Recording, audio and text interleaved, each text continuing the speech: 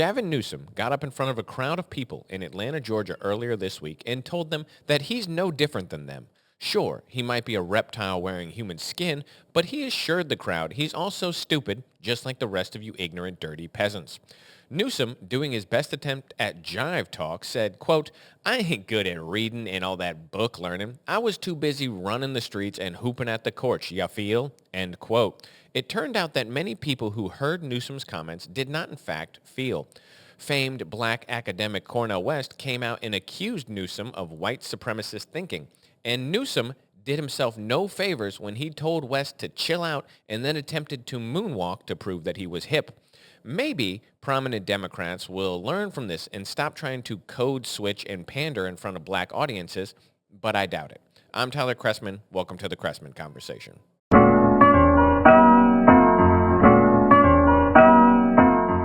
Hello, everyone. We have three topics we're going to get into today. We're going to talk about Gavin Newsom's gaffe this week that upset the black community, Zohran Mamdani requiring everyone who wants to shovel snow in New York to show an ID, and AOC displaying the most uncomfortable word salad about Taiwan I've ever seen. It was really terrible, and you're going to have to watch the video. I apologize in advance that you're going to have to watch it, but you are, because it's very uncomfortable. It's awkward. Anyway, before we get into that, let's go with our favorite comment from last week. Comes from Learty528, who said, quote, "The entire left is comprised of flaccid feminine men." End quote. Okay, Learty, I don't know about that. It seems harsh, but also true. So maybe actually I do know about that. It seems you're onto something there. Again, I mean, just so little rude. Not that we can't be rude here, but also accurate, so I'm not going to knock you for that. Anyway, thank you for the comment. I appreciate it. Had some good comments on last week's episode, but that one made me chuckle. Anyway, we're going to get right into it today. So these three topics, before we get into it, these three topics I have, none of them are world-changing events. Basically, they're all just sort of flubs that prominent politicians on the left made this week that we're going to talk about, because the Gavin Newsom one in particular is interesting to me. The other two are just sort of funny. The Gavin Newsom one is actually interesting. I wrote an article about it. I'm hoping it'll be published either today or tomorrow. I have to wait and see where it's going to be published, and I'll let you know on the page and the website. But anyway, I have an article I actually wrote about this because I think it's an important topic. But let's just get right into it. The topic one, Newsom, what were you thinking? So Gavin Newsom, the governor of California, for those of you who don't know, and the presumptive 2028 nominee for president, I feel as though he's probably the front runner in the race. I know there's some polling that suggests Kamala could still be in there. No, it's not going to happen. It's not going to happen, guys. Gavin Newsom is probably going to be the nominee. He probably would have been the nominee in the past election had there not been all the shenanigans with Joe Biden dropping out last minute and them just sort of shoving Kamala Harris in there in the spot. Gavin Newsom's a good politician. He has terrible ideas, but he's quick on his feet and he is slick. He is polished. So he is good at speaking, which is important in politics, to be good at speaking and off the cuff and sort of knows how to play the game. So he is a dangerous guy. He could really win. And we have to understand that his policies are terrible. His worldview is terrible. He did a terrible job in San Francisco. He's done a terrible job in California. He thinks being bad at his job means he should get a better job. Many politicians, or many of the public, seem to agree with that. They just keep giving this guy better jobs, even though he's terrible at the jobs he has, because he's handsome and he's tall and he's polished. And you say, he'll spin everything. You say, well, why does your state suck? And he goes, yeah, but what about Texas? What about Florida? What about this? What about that? And he doesn't want to talk about his failed policies. He wants to pivot and spin, and he's good at it. So he's dangerous. He's a dangerous guy. He is doing what everyone who wants to run for president appears legally required to do, which is release a memoir. Everyone who runs for president writes a book about themselves. Gavin Newsom didn't write this book. There's no way. But somebody wrote a book. He's ghostwritten a memoir about Newsom. So they go around and they talk about this book. Everyone who wants to run for president does this. I do not know why it became a thing that everyone wants to read the memoir of a person running for president, but they do. So Newsom's out on this book tour. He's in Atlanta, Georgia. He's on stage with Andre Dickens, who is the mayor of Atlanta. And he made some comments that are kind of funny and have not been well received. We're going to play the video for you here real quick so you can hear it for yourself. All right, take a listen, and we'll talk about it. I'm not trying to impress you. I'm just trying to impress upon you. I'm like you. Okay, real quick. Important visual here. Gavin Newsom is sitting on stage with the mayor of Atlanta. The mayor of Atlanta is black. Atlanta is a black city. I don't know if you've ever been to Atlanta. A lot of black people in Atlanta. I actually looked it up because I was curious. I think, if I remember correctly, it's either 43 or 46, but 43 or 46% black. That is the population of Atlanta. It's a black city. Everyone knows this. Cool, whatever. I love Atlanta when I've been there. It's fun. But it is known as a black city. Like, people just, that's where Freaknik was. All right. So anyway, he's sitting on stage. The mayor of Atlanta is a black man, and Newsom says these comments. Let's continue. I'm no better than you. I'm a 960 SAT guy. and I'm not trying to offend anyone, trying to act all there if you got 940. But literally a 960 SAT guy. I cannot, you've never seen me read a speech because I cannot read a speech. Maybe the wrong business to be in. My dyslexia, I haven't overcome dyslexia. I'm living with it. I was the guy in the back of the classroom and my head down, just praying the teacher didn't call on me. I went through, I think I lost count of how many schools I had to go to. And, I'll never ever forget. My mom's choice was never to label me. She just had to struggle with me. Okay, so Newsom says these comments, and it upsets some people. Now, are people really upset? I think a little of it is manufactured, but deservedly so, because this is, if a Republican said these comments, the way that Newsom said them, he would be lambasted. He would be pilloried. There'd be no end to the accusations of racism that come from them. Because what's Newsom saying here? He's saying, hey, I'm dumb. I'm just like you guys. I'm dumb. I'm a 960. I can't read. I'm a 960 SAT guy. I'm a dummy, just like the rest of you. Now, when you say this, sitting on stage with a black man in a black city to an audience, now, I saw some videos. There's a lot of white people in the audience, so it's not like he's speaking only like at a black congregation, which would make this worse. But the optics of this are so bad that if he was to sit up there and gesture at the black guy, then he says, I'm dumb, just like you. It's not a good look, okay? It's not a good look. He shouldn't have said it. It's definitely a gaffe. He's come out and defended it. But the reason why this is funny to me is because, again, we could talk about hypocrisy all day. We all know that the media and the Democrats don't play fair. They're not interested in telling the truth. As we know, with the fine people on both sides lie about Donald Trump. They're not interested in context. They're not interested in what was actually said. What they're interested in is finding a way to paint you as the villain. Now, Gavin Newsom is getting the opposite of this. He's getting the benefit of the doubt in extravagant ways. I've saw some people who called him out. Cornel West, again, as I mentioned in the intro, Cornel West came out and basically said, yeah, this is white supremacist style thinking, oh, I relate to black people because I'm dumb. And I agree with Cornel West. I actually think it's a stupid thing that Newsom said. I think it's a dumb thing to do. Gavin Newsom pretends that he grew up in a hard life.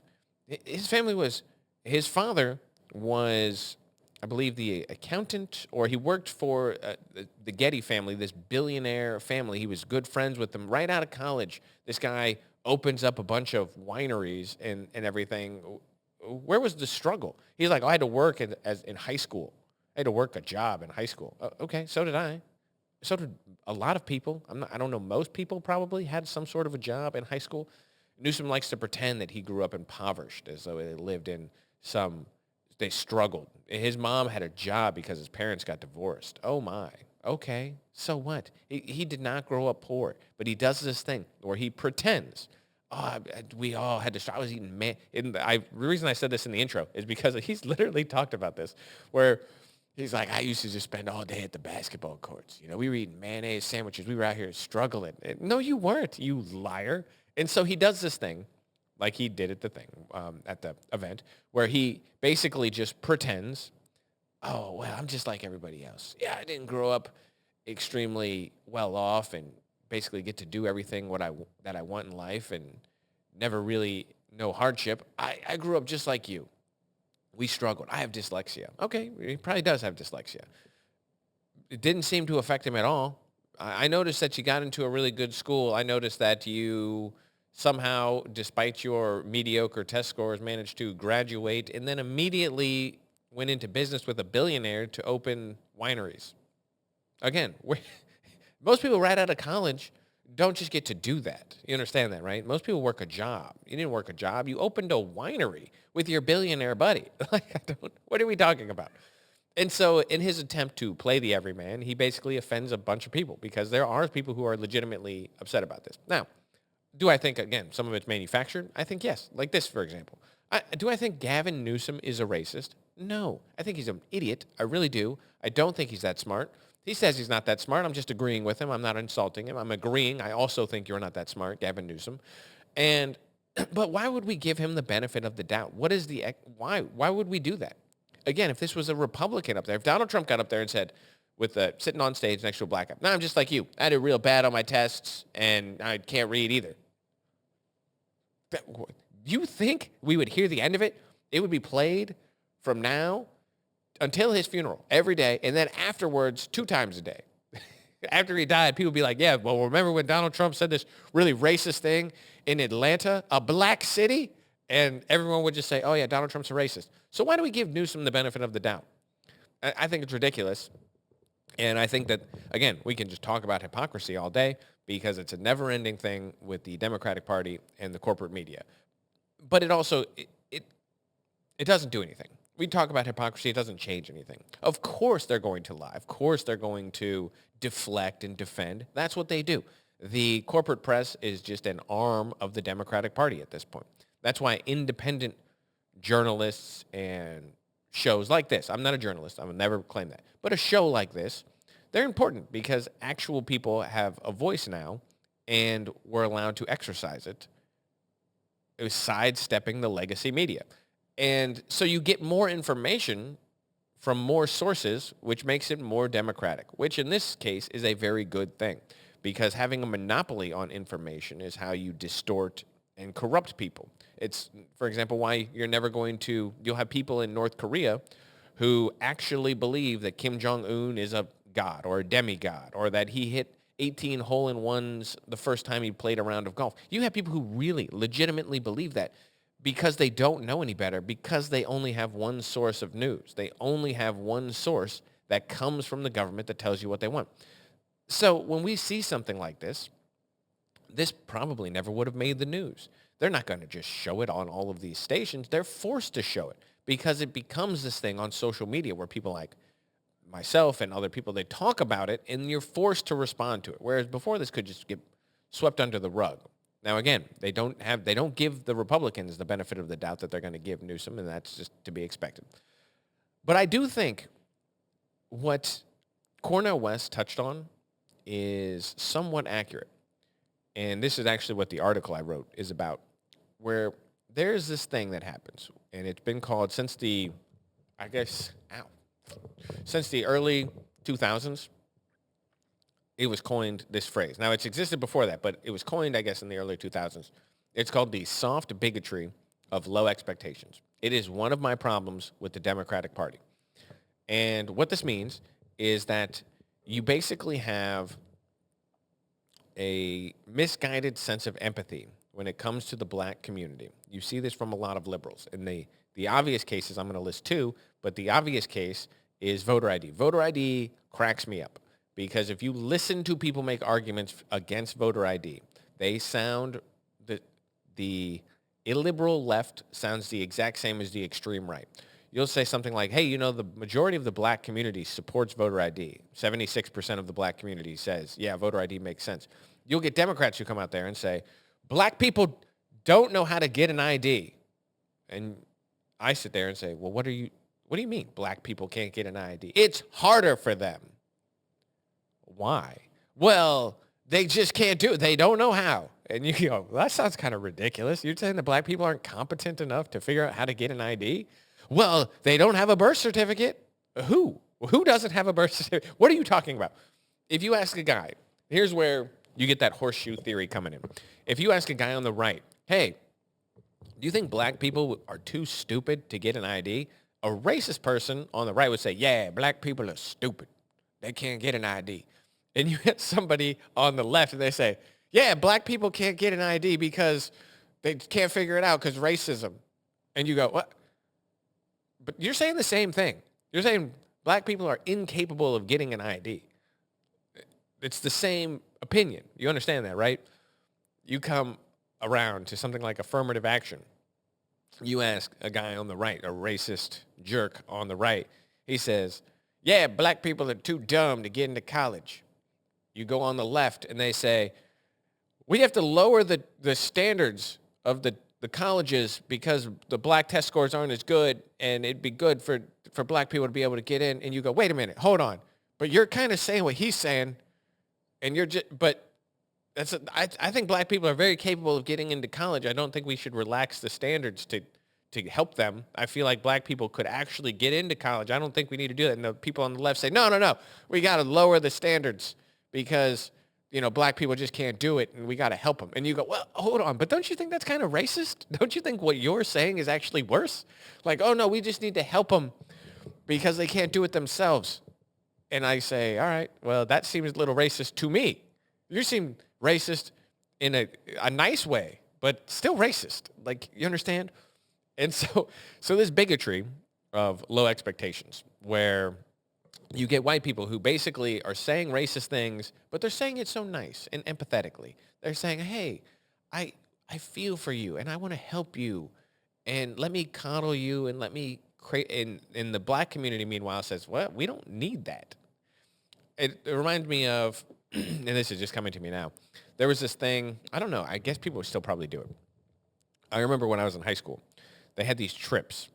And so like high school kids would fly to Africa and they would help build houses. So, you'd get pictures of them hammering nails into boards with a big smile on their face. This white lady in a group of black African children and just all smiling. And you think about it and you go, the black people really didn't need help doing that. They don't need some white lady to come over there and swing a hammer. They're very capable of building houses. They don't have the money or the resources, but there's this idea, this sense of accomplishment you get by going over there and showing the black kids how to swing a hammer. They don't need you. But again, it's this idea like, oh, we're making a difference. Look at us. We're so helpful. No, you're not. It's performative. It's nonsense. The black community doesn't need this from white people. But white people think, well, I have to be an ally. I have to care for the black community. I have to do this and I have to make sure, because they can't do it for themselves, guys. So we have to help them. This is called the white savior complex, and the black community doesn't really care for it. I don't know if you've noticed, my white liberal friends out there. The black community doesn't really care for the white savior myth. You think that they weren't the ones who went out and saw The Blind Side and said, this is great. It's not really what happened.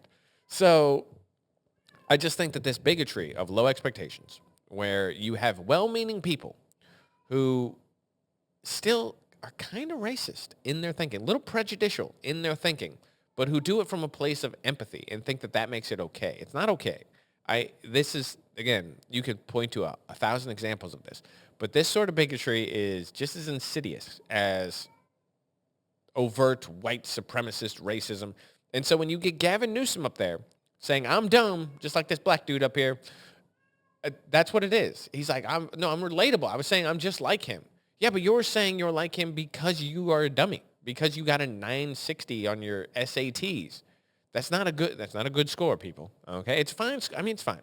I'm not saying it's the worst score of all time, but, it's not a genius super level score. So when you say, hey, I'm like an average dude, maybe a little bit below average, obviously it's not a good thing to say. Anyway, this whole thing, again, I think it's more funny than it is indicative about Gavin Newsom's thinking. I'm sure Gavin Newsom's not a racist.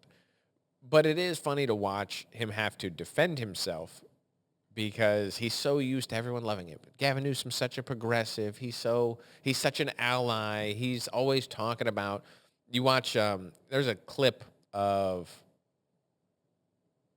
actually, you know what? Hold on. I'm sorry. Let me pull this up. Right now. Because you're going to get a kick out of it. I wonder if I could find this actual video. Yes. Oh, no. Let me see. Hold on. Sorry. I didn't think about this, but this is coming to me right now.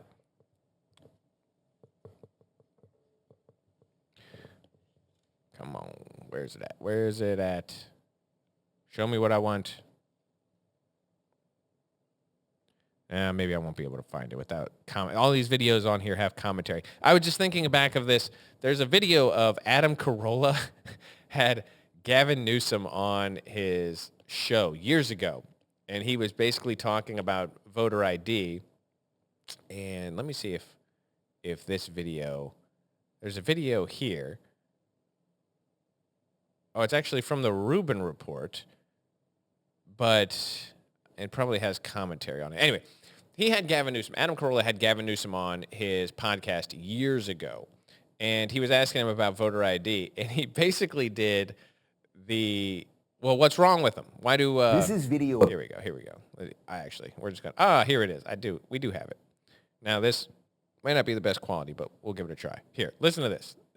Half of African Americans in the state of California, roughly half of Latino families have no access to a checking account or an ATM. Things we take for granted. They don't have a checking account. What's wrong with them? And well, because they don't have the resources to sock those things away. Well, why do we have them? A lot of different reasons. Why those two groups don't have access? Well, a lot of it just happens to be that. We can talk they're about flawed? This. No, they're hardly flawed, but they're struggling. Genetically Folks are making flawed. their word. Hardly, not absolutely. But okay, not. do Absolutely Asians have this problem? I mean, a lot of communities have. A lot of whites have these problems. Oh, but so that's not just black and Hispanic. No, but why did you bring up black and Hispanic? Because the magnitude is ominous. But why so many of them? It just happens to be the magnitude. That's the way magnitude. God planned it? Not at all. Well, what happened to that? There are a lot of issues, and that the communities are struggling. A lot Why of new are they immigrants. struggling? A lot of different reasons. The only reason why is the magnitude of the There's problem. so many more. The magnitude in percentage But there's no terms way to figure out how that happened. We could talk about it. You know what I'm dealing with? I don't want to have a sociological debate. Sure, why would you?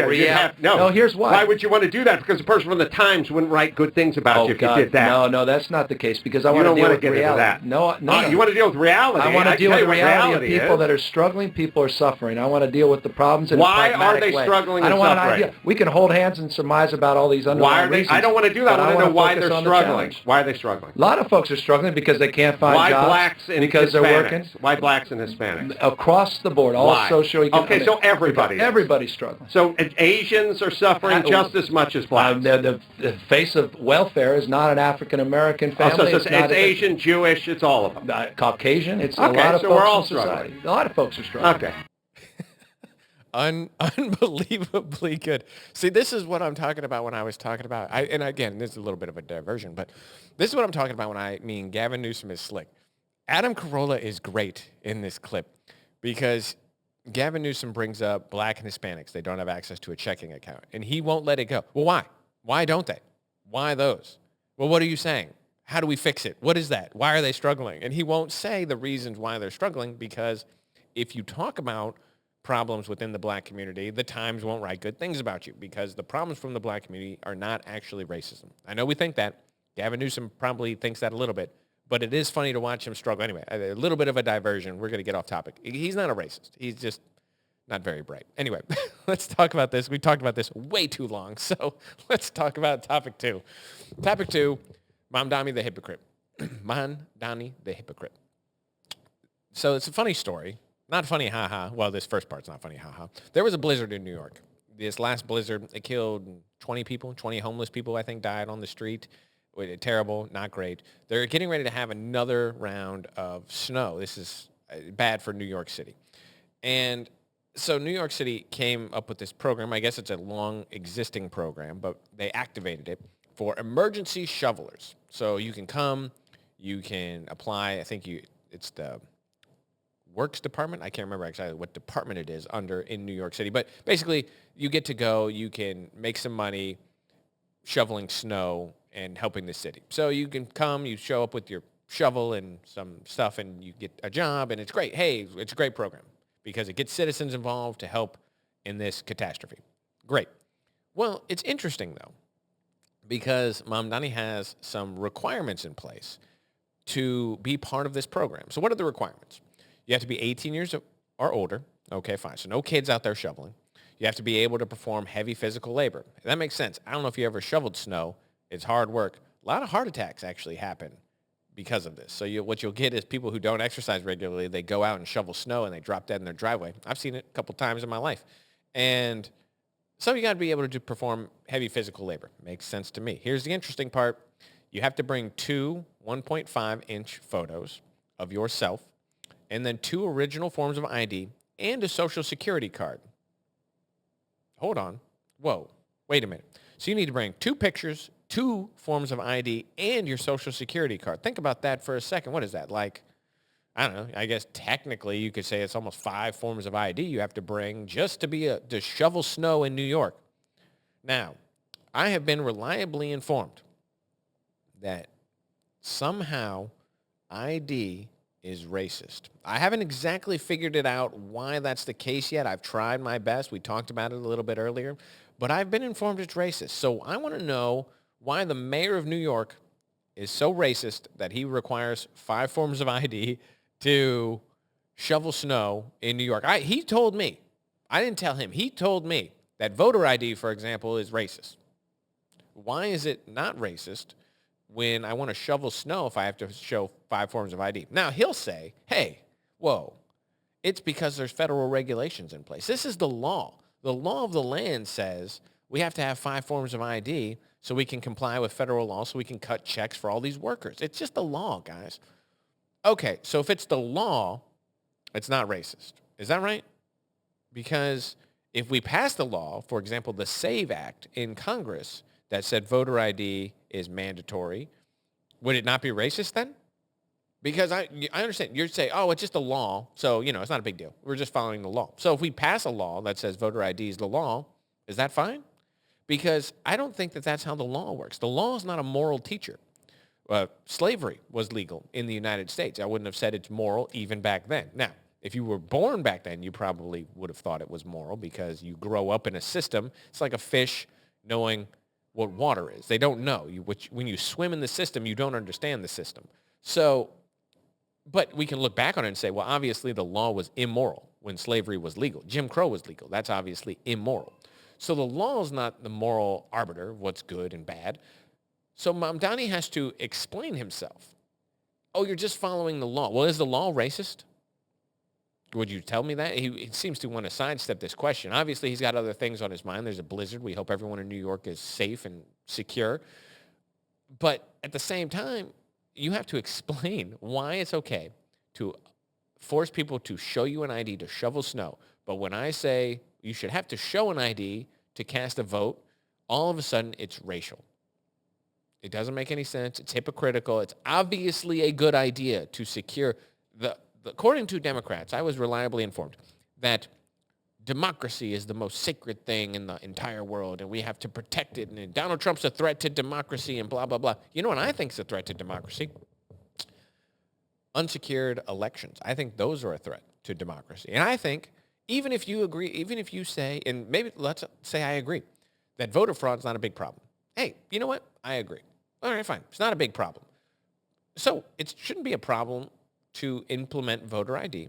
So we can just make sure everyone would feel more comfortable. Hey, we all know it's secure. We have voter ID laws in place. You show up, you show your license with the real ID sticker on there. We say, all right, you're good. Oh, you can't afford a license. Or you think that black people are incapable of getting an ID. Hey, I don't want to see that. You can make an argument that technically you have to pay $20 for a driver's license, and it's a poll tax. It violates the 24th Amendment. Okay, fine. I'm willing to hear that argument. So we give free voter IDs to people who prove their citizenship. You show up with proof of address, you show up with their social security card, birth certificate, whatever it is, whatever we establish, and you get a free voter ID. Hey, here you go. You got your free voter ID from the government just because you need a free voter ID because you can't afford $20 every 7 years to pay for a driver's license, whatever the case may be. Anyway, obviously this is a good idea. Obviously, Mamdani's a hypocrite, and it's just sort of funny to watch him have to flap in the wind like that because he's a bad guy. Donald Trump said he's a nice guy, bad politics. I don't agree. I don't think he's a nice guy. I think the people who possess that sort of ideology are inherently not nice. They are mean-spirited people.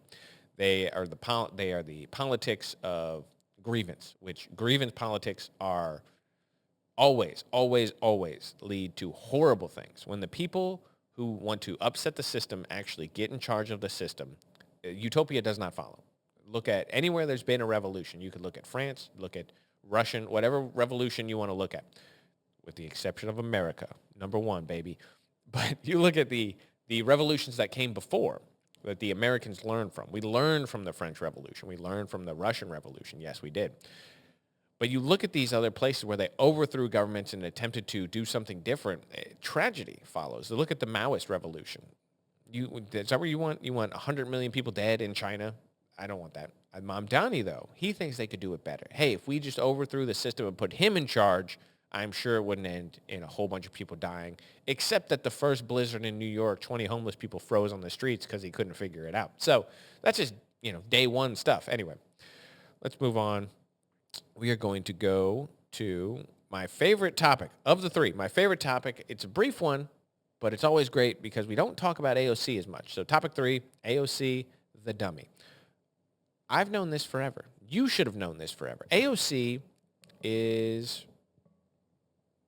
I want to say not bright. Obviously, there are some more pointed words I could use, but I'm going to leave it at the most polite way I could say it is she's not the brightest.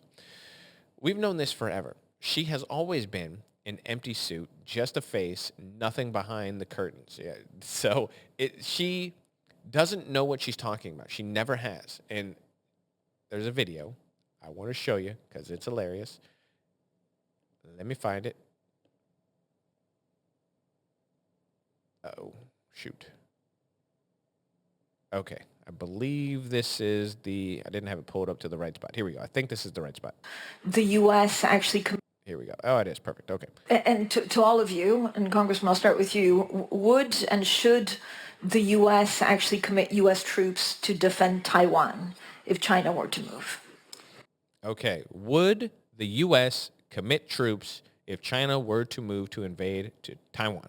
It's important to note here that right as I pause the video, it is at the 2-minute, 26-second mark. Let's listen in.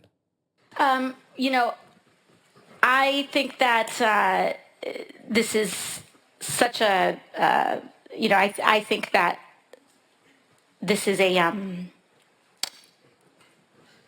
of course a very long-standing policy of the United States.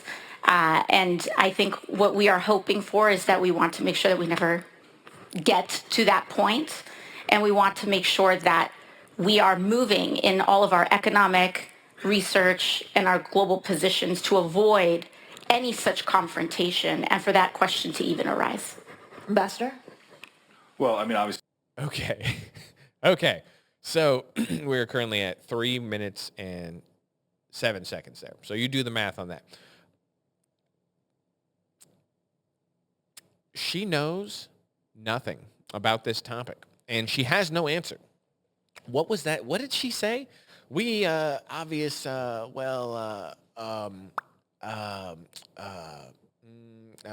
it's a long-standing policy that our research should go so that we don't have to know the answer to you.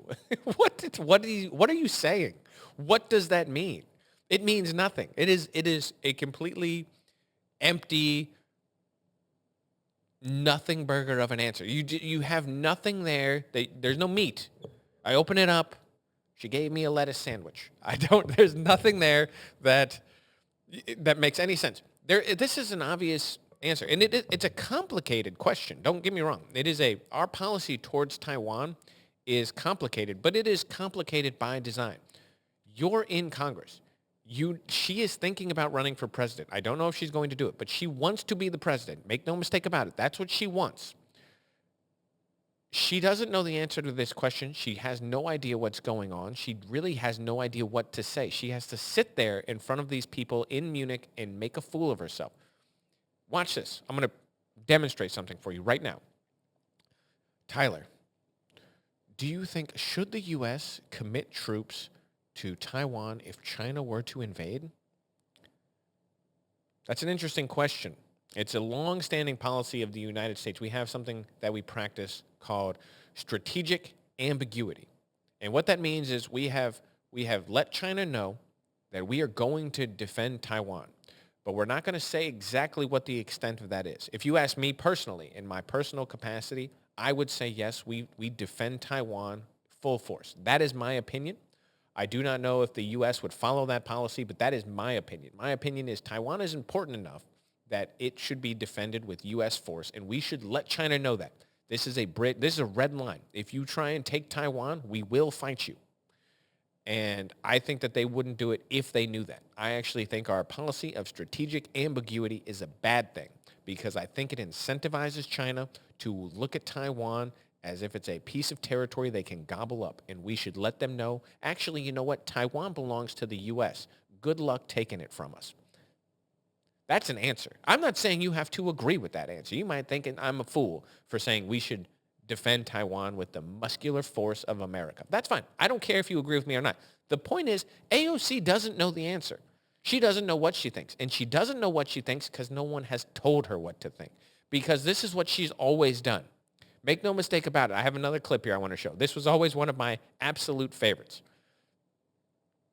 So let's rewind this and listen to this whole clip. But of course, the dynamic there in terms of geopolitics and the war in the Middle East is very different than people expressing their First Amendment right to protest. Well, yes, but I also think that what people are starting to see, at least in the occupation of Palestine, is just an increasing crisis of humanitarian condition.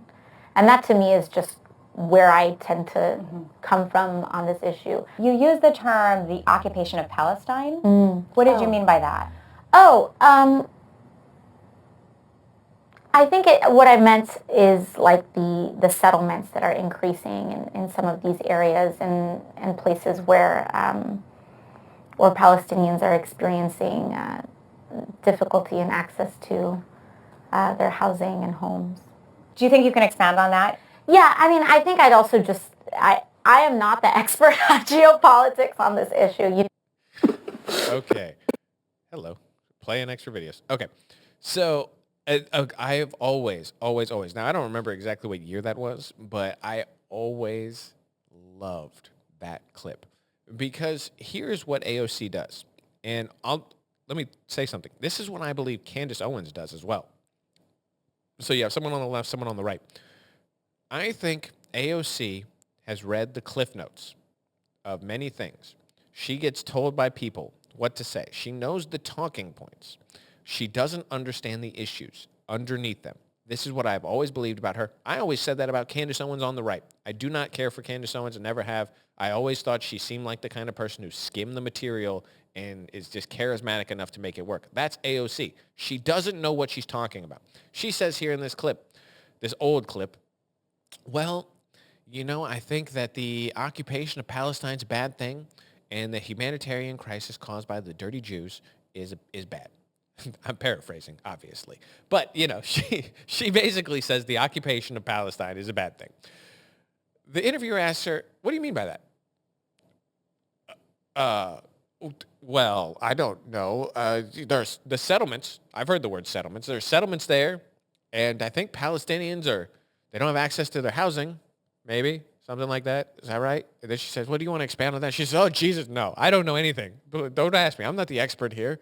Well, you're talking about it. You brought it up. You said the occupation of Palestine. What do you mean? What is the occupation of Palestine? There's a humanitarian crisis. What is it? Well, I don't know. They're building settlements. Yeah, in the West Bank. Yeah, they're building settlements because that's actually now Jewish territory. I think that it should be Jewish territory. That's fine. That's my opinion. But what are you talking about? What do you mean? She has no idea. She never knows. She doesn't know what she's talking about. They ask her about Taiwan. Well, Taiwan, it's like a country, right? It's a country? Or is it a part of China? I don't know. I don't know what I'm talking about. I know you don't. We all know. But it's funny. She gets treated with kid gloves because she's popular, because she's pretty. She is pretty. Can't argue with that. But she gets treated this way because of that. Because, she gets on the microphone and she yells at these big bad men.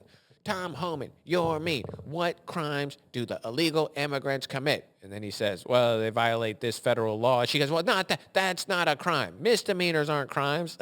Yes, they are. Yes, they are. Anyway, I never get tired of poking a little fun at AOC. But we're running out of time here, guys. I have always just talking too much about things. I don't know what's wrong with me. I had to look some stuff up today. It took a little bit extra time. I hope you don't mind. It's a problem of mine. I really wanted to play that Adam Carolla clip once I thought about it because it's hilarious. Anyway, we're going to leave it there. Making fun of AOC, making fun of Mom Donnie, making fun of Newsom. This is just a day in the life, and it's been a week that just keeps on giving. So I hope you enjoyed it. As always, questions, comments, concerns, leave them down below. Tell me where I'm wrong. Tell me why AOC is actually brilliant and why Gavin Newsom is, I don't know, not a reptile in human skin. And I'll be happy to debate you down in the comments. Anyway, I'm going to leave it there. Hope you guys enjoyed the episode. I will catch you next Friday.